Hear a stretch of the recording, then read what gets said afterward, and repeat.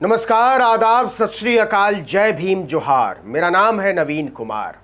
मोदी सरकार अड़ी हुई है कि किसानों को जो करना हो करें, लेकिन हम कृषि कानून वापस नहीं लेंगे तो नहीं लेंगे।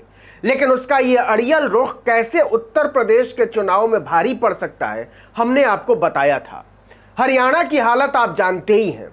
विधायक, सांसद छोड़ दीजिए, मुख्यमंत्री मनोहर लाल खट्टर का हेलीकॉप्टर तक जमीन पर नहीं उतरने दिया था किसानों ने। लेकिन अब यूपी हरियाणा की हवा पंजाब तक पहुंच चुकी है। वहां भाजपा के नेताओं को छोड़िए, भाजपा के कार्यकर्ताओं तक को घुसने नहीं दे रहे हैं गांव वाले।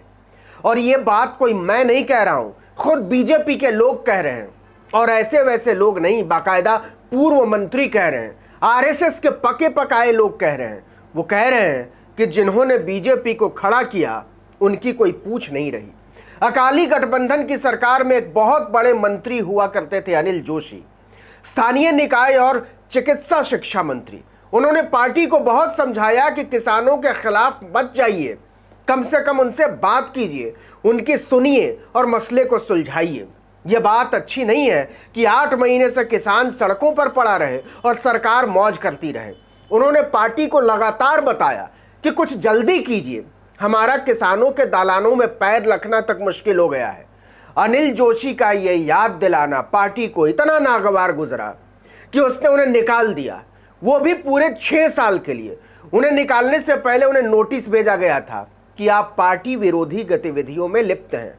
नोटिस में आरोप लगाया गया था कि जोशी जी, आप केंद्र सरकार, पार्टी के केंद्रीय नेतृत्व और नीतियों के खिलाफ बयान देते रहे।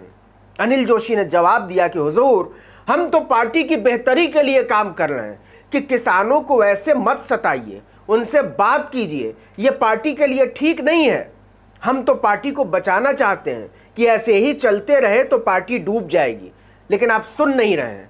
बीजेपी ने जो बयान जारी किया उसके मुताबिक अनिल जोशी ने पार्टी के खिलाफ जाने के अपने जिद्दी रवैये को नहीं छोड़ा।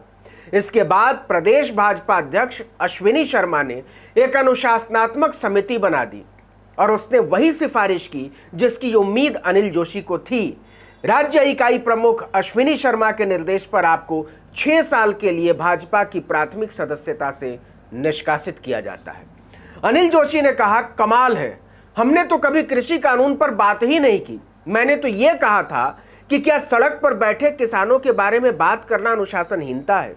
क्या आढ़तियों, उद्योगपतियों, छोटे व्यापारियों और मजदूरों के बारे में बात करना अनुशासनहीनता है? और अगर ऐसा है तो फिर सबको अनुशासनहीन हो जाना चाहिए। पार्टी को यह बात समझ में नहीं आई। अनिल जोशी ने साफ साफ कहा कि बीजेपी अपनी अकड़ में खोई हुई है, उसे पता ही नहीं है कि कार्यकर्ता पार्टी छोड़ते जा रहे हैं। उन्होंने भाजपा प्रमुख से पूछा कि क्या पार्टी को बचाने के लिए सुझाव देना अनुशासनहीनता है?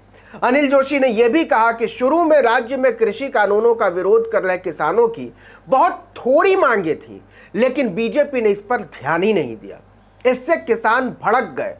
पार्टी की बेरुखी की वजह से उन्हें एकजुट होने का मौका मिला।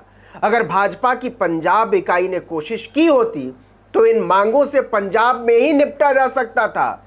यह आंदोलन बीजेपी के गुरूर की वजह से इतना बड़ा बन गया।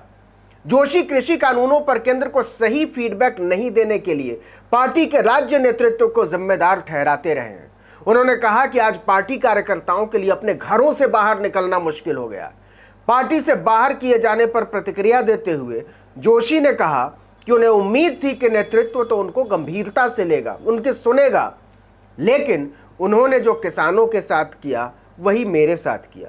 उन्होंने पार्टी में मेरी 37 साल की तपस्या खत्म कर दी। किसान आंदोलन के असर के बारे में अनिल जोशी नहीं, भाजपा के तमाम नेता लगातार दिल्ली को बताते रहे हैं कि उन्हें बेअसर समझने की भूल बहुत भारी पड़ेगी।